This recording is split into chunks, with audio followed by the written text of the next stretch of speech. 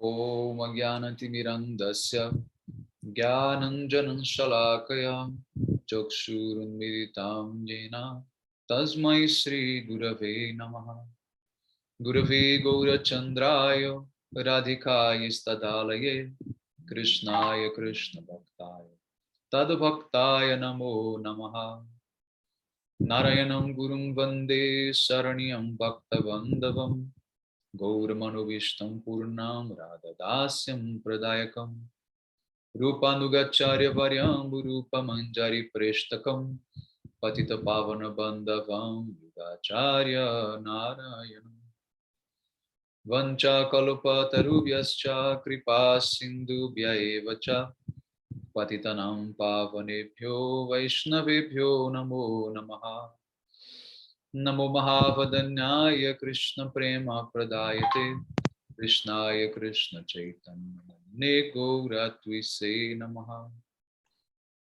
Shama Sundara Shikanda Shekara Ismirahasar Murali Manohara Radhikara Sika Mam Kripanide Swapriya Charana Kinkarim Guru Tapta Kanchana Gaurangi Radhe Vrindavaneshwari Vrishabhanu Sute Devi Pranamami Hari Vrindai Tulasi Devi Ai Payai Keshavasacha Krishna Bhakti Prade Devi Satyavatyai Namo Namaha Shri Krishna Chaitanya Prabhu Nityananda Shri Advaita Gadadhar Shri Vasadi Gaura Bhakta Vrinda Hare Krishna Krishna Krishna Hare Hare Hare Ramo Ramo Ramo Hare.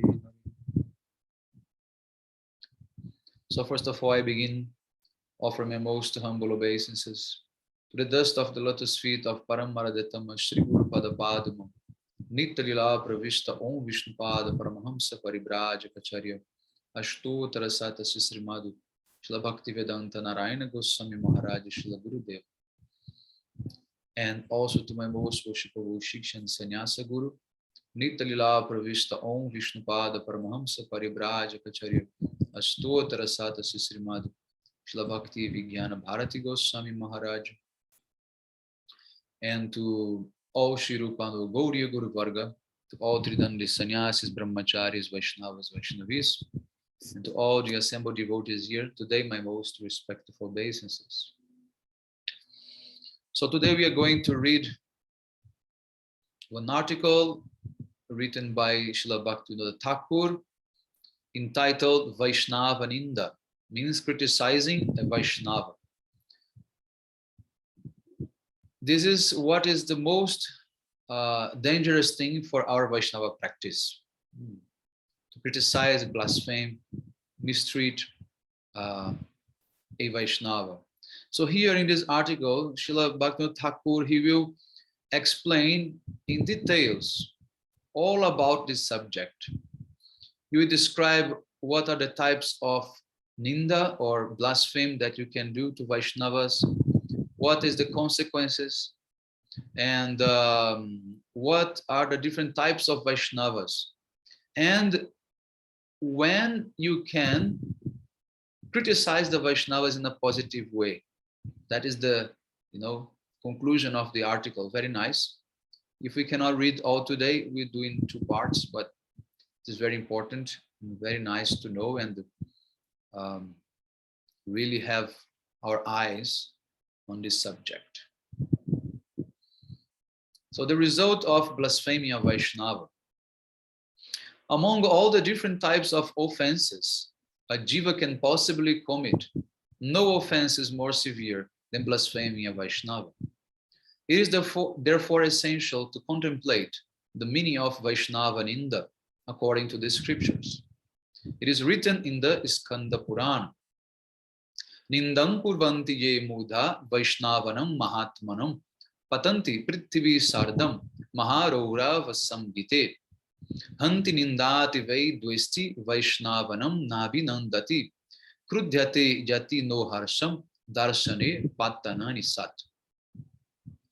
That foolish person who criticizes an exalted Vaishnava falls down to the hell known as Maharourav. That's the name of the hell, the hellish planet where we have to go. This is called Maharourav. Along with his forefathers, you not only drag your foolish self there, but you're gonna drag all your, forefathers as well due to this Vaishnava-ninda.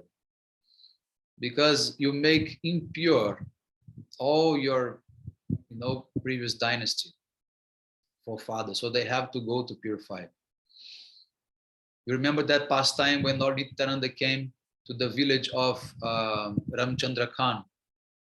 He had to destroy the whole village because everything became impure due to the offense of Ramchandra Khan. Even the cows, everything.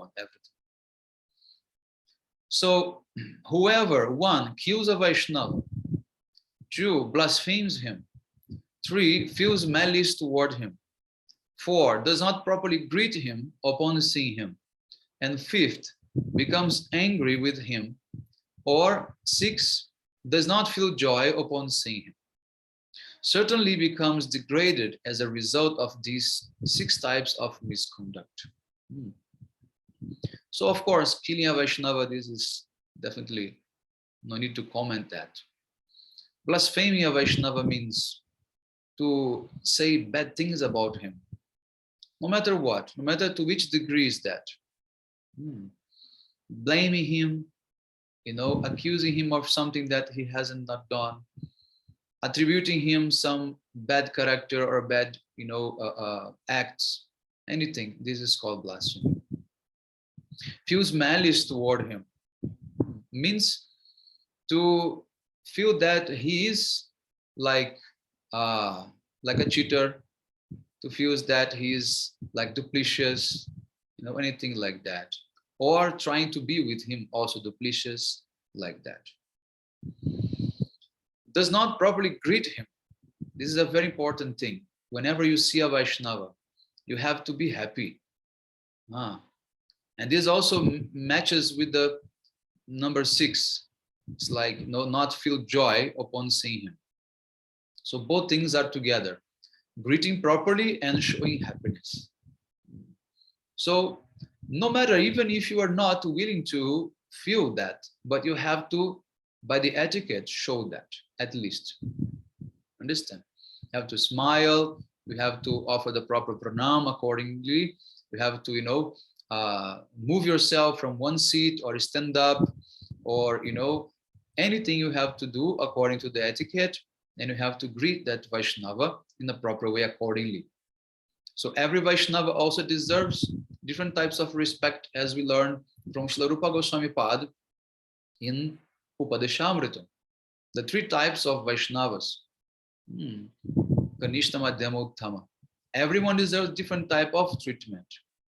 For Kanishta, you offer pranam in the mind only. For Madhyama, you bow down to him and you serve him. And Uttamas, you give full dandavat pranam and surrender your life to him. And give him everything. What to speak of serving? You're going to give him everything. So accordingly, we have to greet, differently Vaishnavas.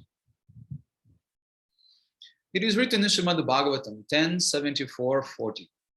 Nindang Bhagavata Shrivans Tat Parasya Janasya Va Tatto Naipati Yasopi Yati Yada Sukrite Chuttaha.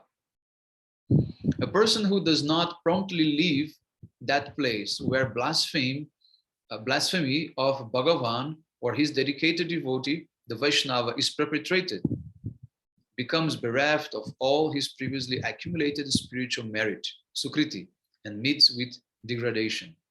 So even if you are not blaspheming the Vaishnava, but you are hearing and watching Vaishnava being blasphemed, if you don't leave that place, this grace will come upon you in the same way.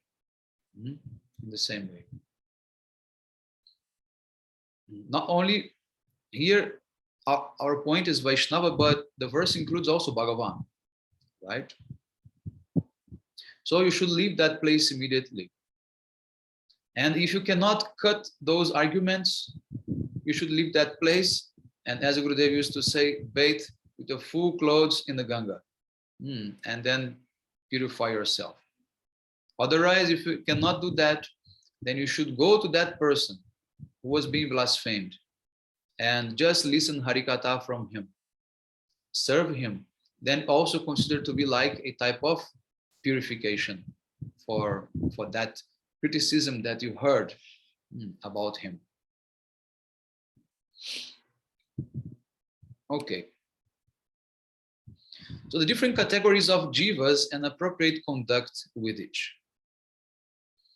Having thus been forewarned about Vaishnava-ninda, it is absolutely imperative to first ascertain what specifically designates one a Vaishnava.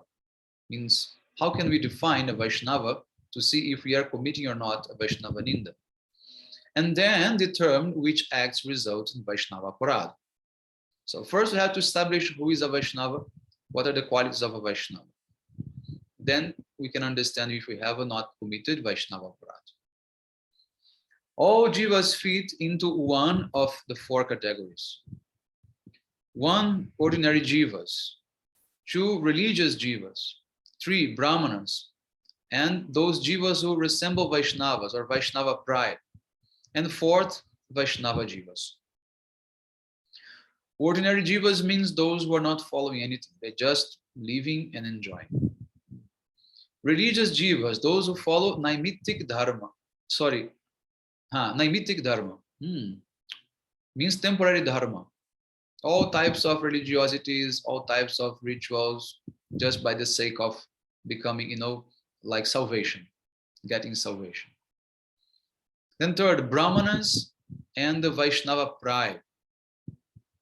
Means brahmanas, they are having like, at least we can consider here like proper brahmanas, like original Vedic brahmanas, not like caste Brahmins, but original Brahmins. And the jivas who are resemble like Vaishnavas, means they are already in the path of Vaishnavism, but not yet fully understanding what that means. And 4th, the real Vaishnavas. With the wisdom that Shri Krishna resides in the heart of all jivas, one should honor every living being. A deeper respect should naturally be shown to the religious jiva. And beyond this, it is imperative to feel even deeper honor for the Brahmana jiva and the Vaishnava pride jiva. But above all, it is enjoined that one must worship and serve the lotus feet of a Vaishnava jiva. In other words, Srila Bhaktivinoda Thakur is saying that, first of all, we should not criticize, not blaspheme anyone. We should respect anyone, even the ordinary jivas. They are somehow, in this material world, they are also somehow or other eternal servants of Krishna. No one deserves any type of criticism or, blaspheme or any type of, depreciative comments or statements, things like that. But ultimately, we have to serve and worship the Vaishnava jivas. If one fails to offer respect to the common jiva, special respect to the religious jiva, and befitting honor to the Brahmana and Vaishnava pride jiva, then one incurs in sin, pap. However, to disrespect or dishonor a Vaishnava jiva, it is actually an aparad. So here is a great, distinction made. If you disrespect ordinary jiva, brahmanas, or Vaishnava pride, means those who are initiated in Vaishnava line, but are not actually. For example, the parents of Raghunatha Das Goswami, they were called Vaishnava prides. This is called sin. We just are going to commit a sin. It does not count as an offense. But offense, real offense, comes towards the Vaishnava jiva. There is no form of sin that cannot be destroyed by performing ordinary penances. But an aparad committed against a Vaishnava is not easily eradicated. Sins affect the gross and subtle material bodies, whereas an aparad specifically affects the jiva's quest to establish himself in his constitutional position as a pure spirit soul, causing him to fall from his path. So the sin will create you some problems in gross and subtle body. Sometimes some disease, bodily disease, sometimes some mental stress, some mental disturbance like.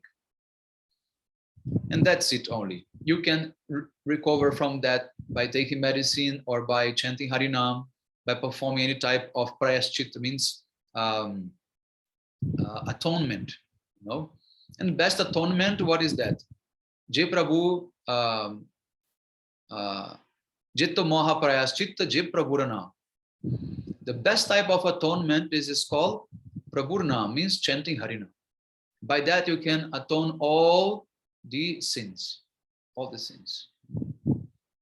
But aparad, that will directly affect your devotional life. That will draw energy, withdraw energy from your bhakti. And if that is a severe aparad, that can even uproot completely your bhakti kripa. And that will lead you to fall down from the path. It means you're going to give up the practice of bhakti. It's not forever, but you have to start again. That's the point. Once you uproot something, you have to again plant from seed again, from zero, right? So in the same way, bhakti will be destroyed, but does not mean that your chances are forever denied. No, you have to restart. That's the main thing. And that will take millions and millions of births. How long, we don't know. Therefore, those who wish to perform loving worship of the Supreme Lord, Bhagavad Bhajan, must diligently protect themselves from committing aparad. Now let us see the three types of Vaishnavas according to Srimad Bhagavatam: Kanishta, Madhyama, and Uttama. The neophyte or Kanishta Vaishnava, the verse which describes it is the 11:247. Archayam evaharaye pujam ya shradhaye hate natta bhakteshu chanyeshu na bhakta prakrita smrita. He who engages in worshiping the deity as Bhagavan Sri Hari with ordinary faith, received through some lineage of worldly teachers, but who does not engage in worshiping Sri Hari's devotees, is a Kanishta Vaishnava or neophyte Vaishnava. In other words, he's just beginning to enter into understanding the science of bhakti. Means he has faith for Krishna, but has no faith for Vaishnavas. This is the definition of Kanishta Dikari, according to Srimad Bhagavatam. Okay? Just 1 second.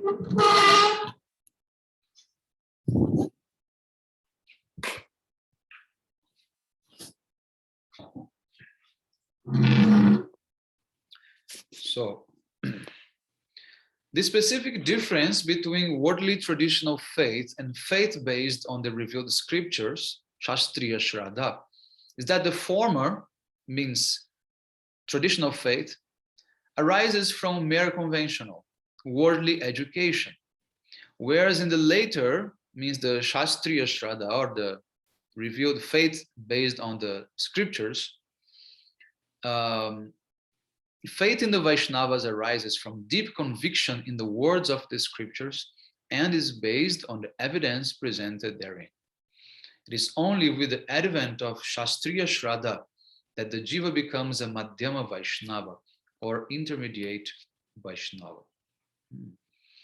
So, another difference between the Kanishta and the Madhyama is that Kanishta has faith in tradition only.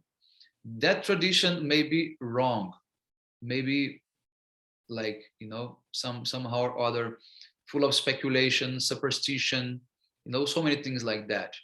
When we go to India, for example, and we travel in the villages of Bengal, I can speak because that is my own experience. You find so many Vaishnavas. I mean, almost everyone you're gonna meet, there are somehow Vaishnavas. But what type of Vaishnavas? Mostly Vaishnava pride, yeah, mostly Vaishnava pride, and almost all Kanishtas. They have full faith for Krishna, Mahaprabhu, Krishna Nam, they do that, isn't that? But when comes faith for Shastra and faith for real Vaishnavas, they don't have. They follow their village tradition, their parents' tradition, they follow like that, some type of common sense. And this Thakur, that Thakur, this sadhu, that sadhu, it's like a big, kichuri, this like West Bengal devotional life. So in this way, we can have a good example of that. So once you have become faithful to the words of Shastra and the words of pure Vaishnavas, then you start to enter in Madhyama stage. Until Shastriya Shraddha has arisen, the obligation of a sadhaka to perform karma does not wane. In this regard, Sriman Mahaprabhu has said, Shuddha Vaishnava nahe kintu Vaishnavira pray. Such persons are not pure Vaishnavas, but they resemble Vaishnavas. Solely by genuine association with true Vaishnavas, the Kanishta Vaishnava, who is a Vaishnava Pray Jiva, can become a Shuddha Vaishnava or a pure devotee. So now let us see the definitions of the Madhyama Vaishnava from Bhagavatam 11:2-46.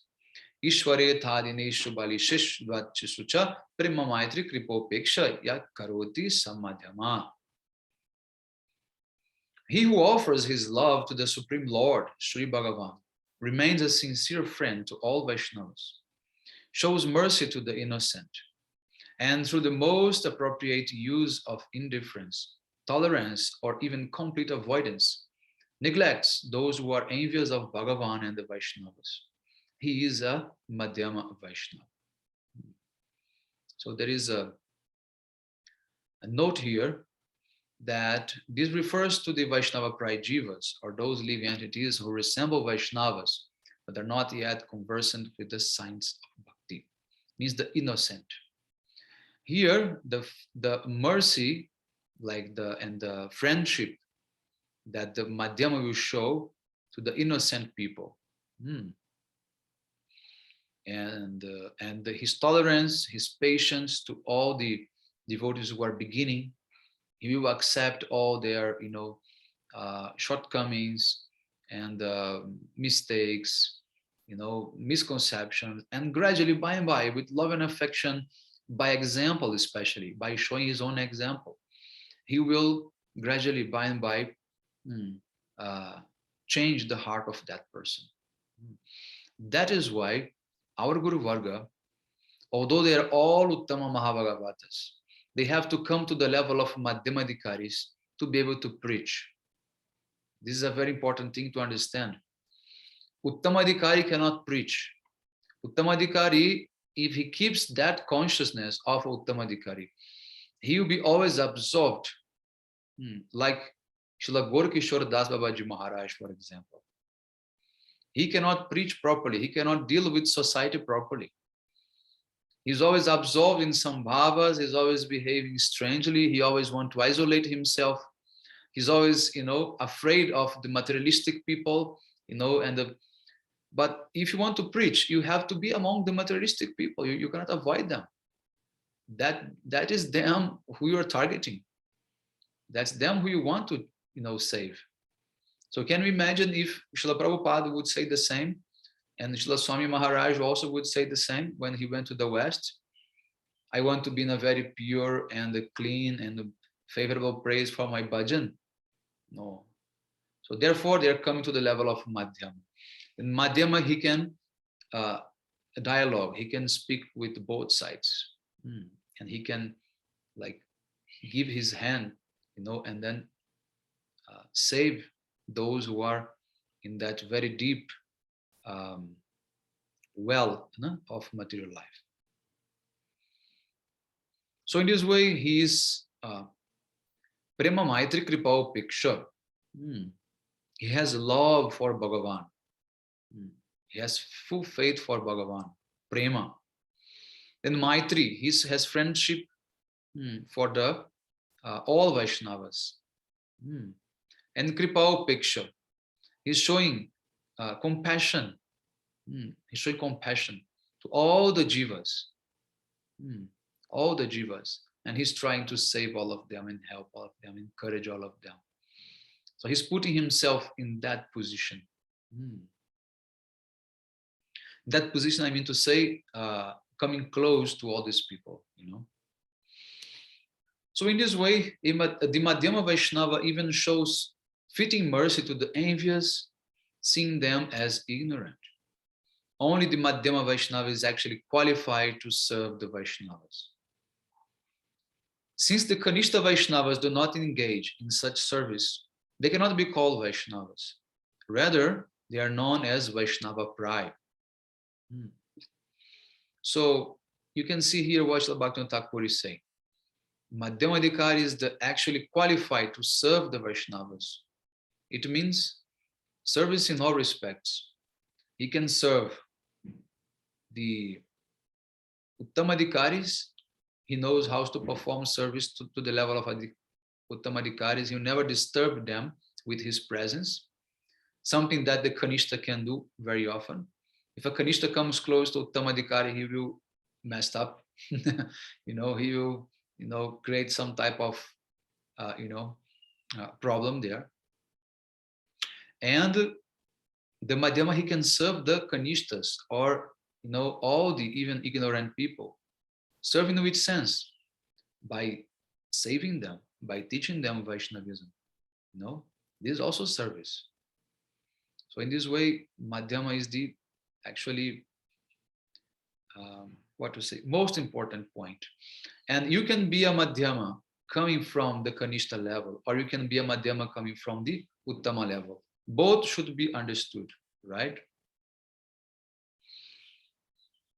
So now let's see the definition of Uttama Vaishnava, Srimad Bhagavatam 11:45.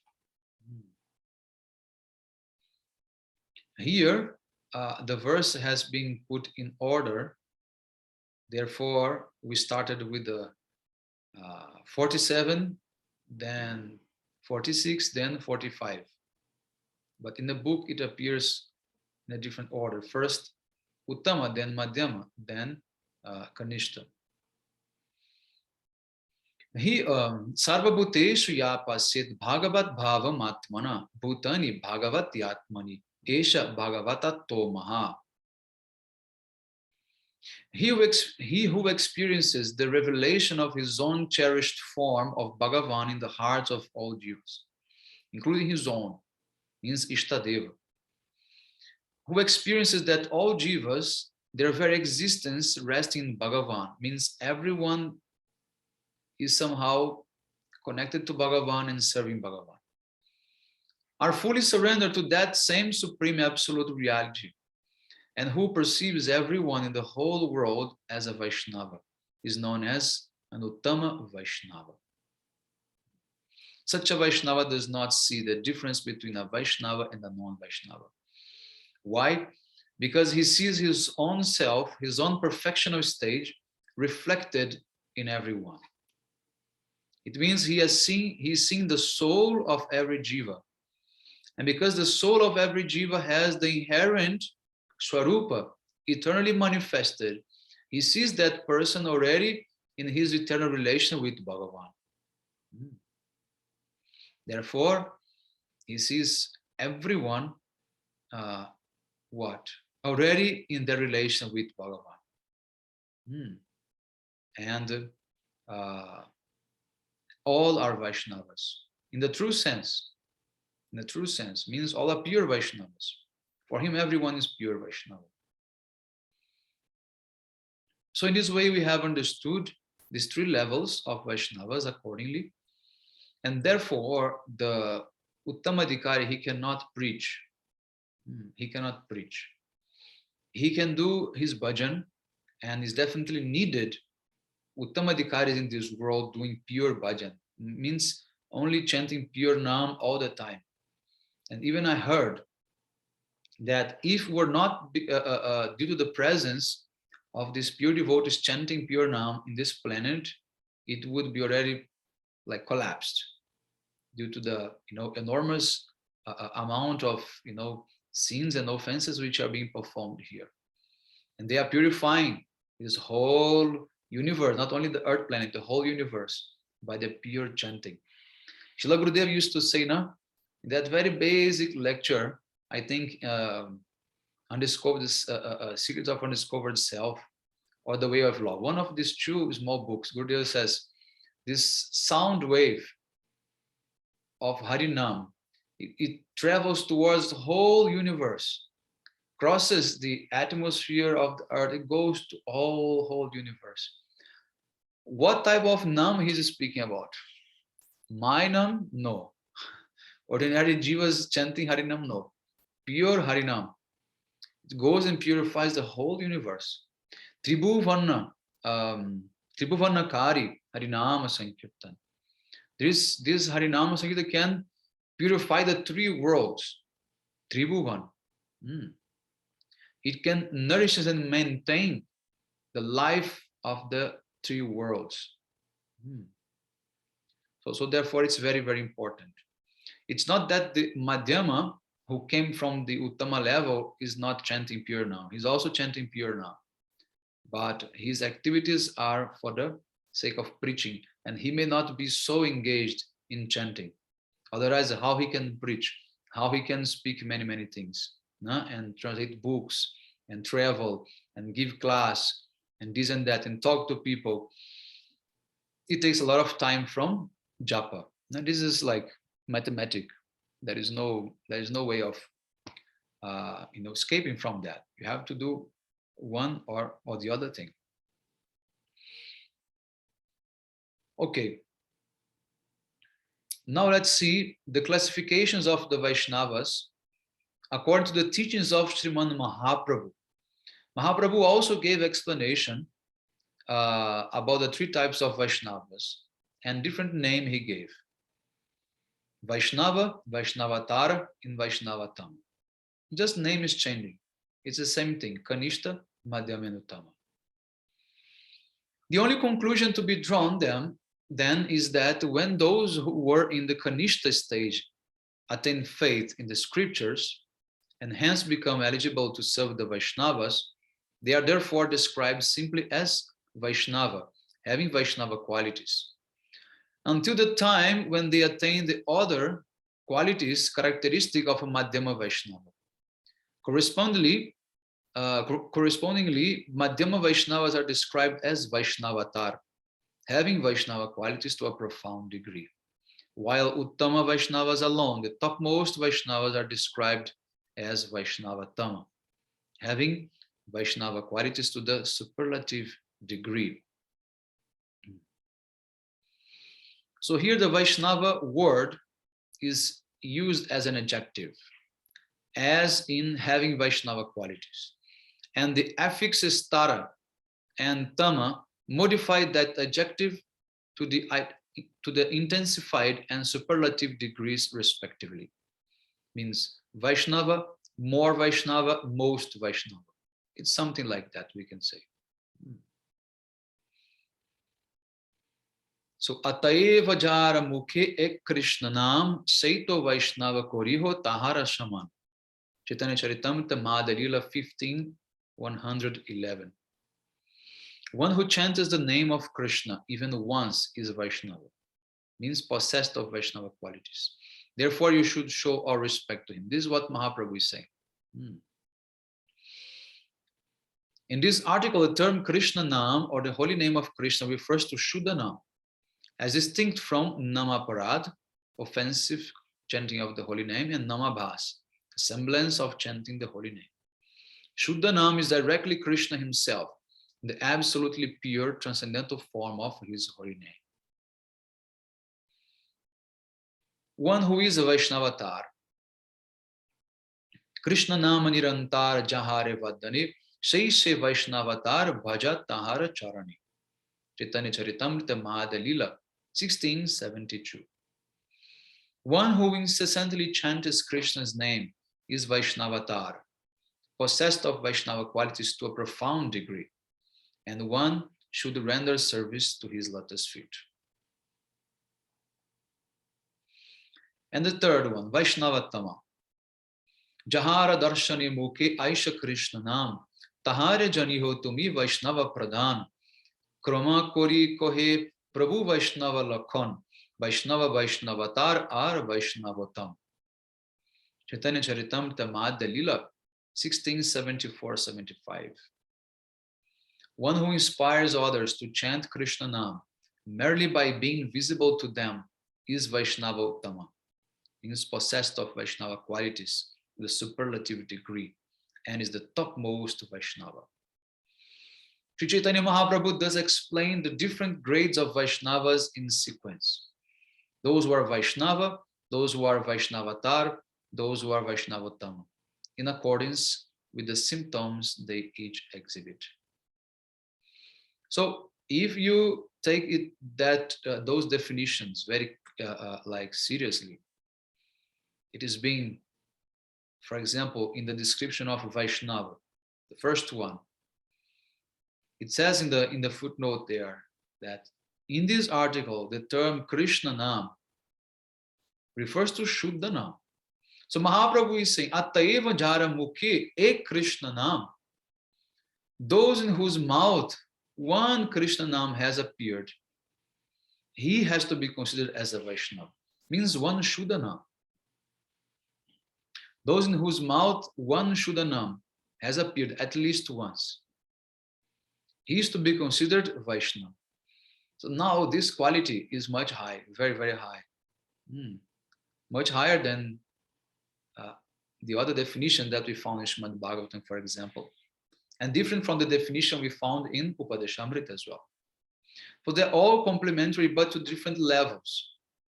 Different levels. So in this way, for example, the Vaishnava pride, okay, the person who starts chanting Krishna Nam, in the definition of Bhagavatam, okay, who has faith for Krishna, but not faith for Vaishnavas, etc. When he starts chanting, he may chant Namabhasa easily, no problem. If he has not committed offense, he can chant Namabhasa. But that's not what Srila Bhaktivinoda Thakur says in the definition of Mahaprabhu, not saying Namabhasa, he's saying Shuddhanam. To chant Shuddhanam, you must be in a very, very high position. Very high position. So let us come down again to the article. According to these teachings of Sriman Mahaprabhu, one who merely utters Krishna Nam is eligible to be described as a Vaishnava. Among the Kanishta Bhaktas, those who are described as Vaishnava Prai, or else Vaishnava Bhas, the semblance of a Vaishnava, only chant Namabhas, the semblance of holy name, what I just explained. They do not chant Shuddhanam, the absolutely pure holy name. However, those who are in fact able to chant Shuddhanam even once have Vaishnava qualities and are Shuddha Vaishnavas. Those who incessantly chant Shuddhanam are Vaishnavatar.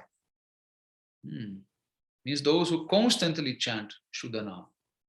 They are Madhyamas, not once here and there. They are Vaishnavatar. Means very profound.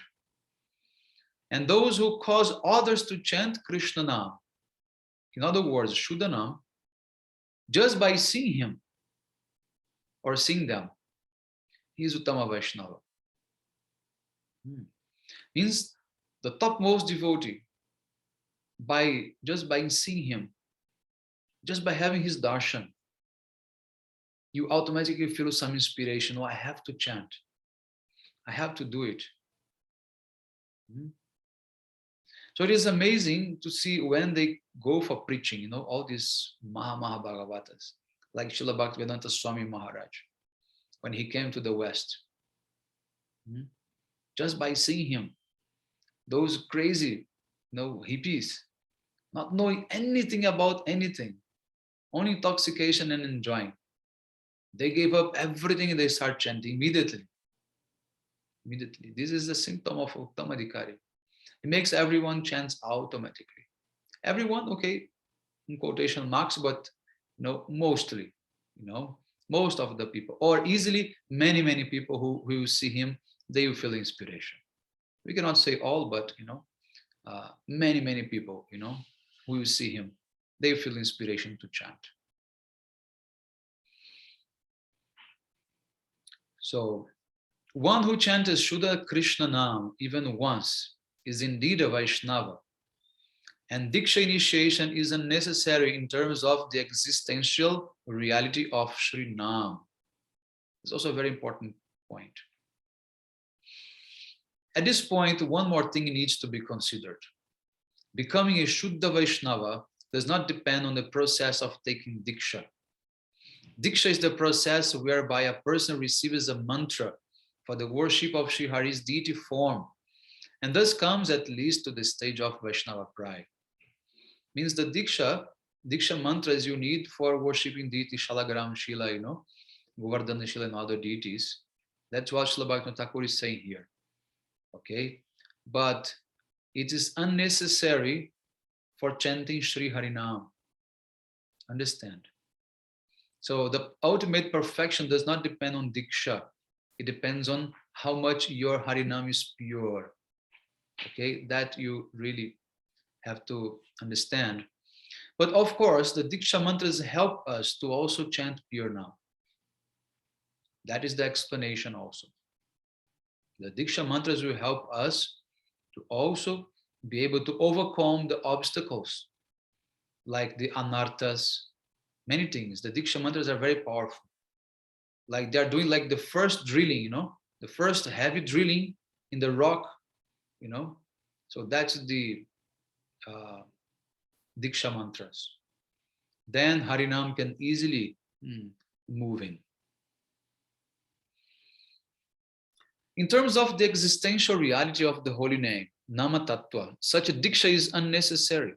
As Sriman Mahaprabhu has said, Prabhu kohe jana muke shuni ek bar, Krishna nama say pujya shrishta shabakar. Chaitanya Mahaprabhu answered, he from whose mouth Krishna nam is heard even once is worshipful and is the best among human beings. Ek Krishna nama kore sarva papa koi nava vidha bhakti purna nama hoite hoy. Even uttering Krishna's name a single time destroys all of one's sins. The ninefold process of devotional service, Navada Bhakti, attains completeness only through Nam. I mean, you can achieve perfection in all the 9 limbs of Bhakti just by chanting pure Nam, Harinam. Harinam is everything. Harinam is everything in this Kali Yuga. Everything. Diksha Purascharya Vidhi Apeksha na kore Jivas Parshe Achandala Shabare Udhare. One is not required to undergo the process of receiving Diksha or any preparatory regulative rites in order to chant Krishna Nam. Simply by coming in contact with the tongue, Krishna Nam delivers everyone, including even the most degraded class of men. It means that first we receive Harinam, then Diksha, right? Not the opposite. So for Harinam, Diksha is not required. But for Diksha, Harinam is required. So this is the importance of Harinam. My Sannyasa Guru, Srila Bhakti Vijnana Bharati Goswami Maharaj, he used to say, real Guru is Harinam Guru, not Diksha Guru. But by the time people begin to regard more the Diksha Guru rather than the Harinam Guru. When they are the same, okay, no problem. But if they're not the same, prominence must be given to Nam Guru. Nam Guru must be prominent because he's giving you Nam. He's giving you everything. Much more important than Diksha itself. But we have the tendency to give more emphasis and also, what to say, regard to Diksha, it is also a symptom of our lack of faith. Because we like to see the ritual, the fire ceremony, and all these many mantras and this and that, all these things give us like impression that, oh, now I have a big thing in my hands. Now I have to wear this Brahman thread, this and that. Now I have to, like do so many things, this and that. I have to take bath before chanting, put on tilak, sit facing this side, that side, this time, that time. So many things to do. Oh, this is a big thing, Now I'm really Vaishnava. Now I'm really devoted. Like. But before we have received Harinam, which does not require any type of purification for chanting, you can do it anytime, any place. So our tendency is to disregard a little bit, what does not require so many things, and regard the things which are more like, full of what to say, external, alankars, I want to say, like ornaments. But the main thing is Harinam. The main thing is Harinam. If you stop chanting Harinam and only do your Diksha mantras, don't think you're going to achieve perfection. Not possible. Harinam is everything.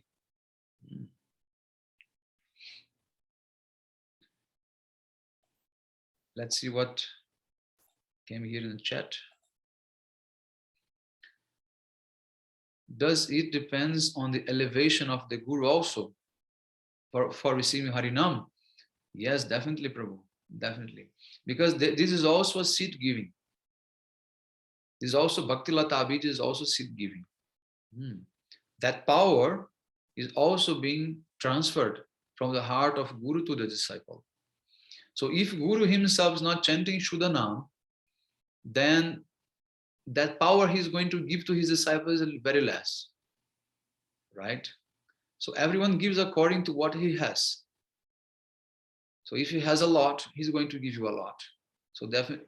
So as a result, you are going to like start from with more power, like that. Definitely. So continue there. Anusanga fale kore samsari rakhoi chitta akashriya karai Krishna premadai. Chaitanya Charitamrita Madhya Lila 15, 106 to 109, all the previous verses. As a secondary result of chanting Krishna Nam, one's material entanglement is terminated. The primary result is that the mind and heart of the chanter become uncontrollably drawn to Krishna. And finally, Krishna Prema awakens in his heart. This is the results of chanting Harinam. All the material attachments are destroyed. And you feel attraction towards Krishna. Shri Krishna Karshini.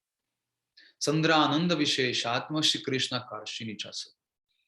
The results of Prema Bhakti. You feel constantly bliss.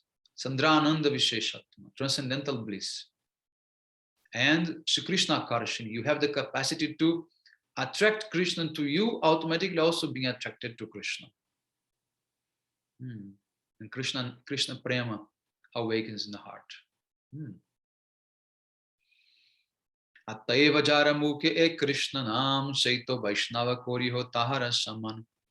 As we heard the first verse up there, one who even chants Krishna name one single time is described as a Vaishnava. Therefore, you should show him utmost respect. So now we have reached the half of the article. There is still a lot to go. So we're going to stop here, and then we'll continue in the next time with more about this topic of types of devotees, Nam Tattva, and also how can we properly criticize the Vaishnavas. What is very dangerous, but there is 3 ways that we can properly criticize the Vaishnavas without committing offense.